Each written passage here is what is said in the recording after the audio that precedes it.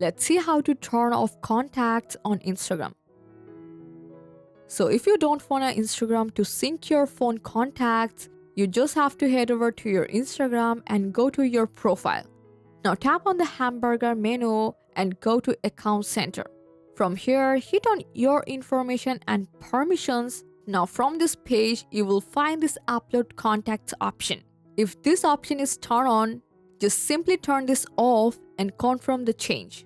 This will immediately stop Instagram from syncing your contacts. However, if you notice that contacts are still syncing, there's one more thing you need to do, especially if you're using an iPhone. Go to your iPhone settings, scroll down to apps, and find Instagram.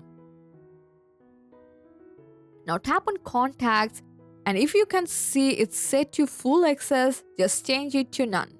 Once you do this, Instagram will no longer be able to access or sync your contacts. And that's it. This is how you can completely turn off contact syncing on Instagram.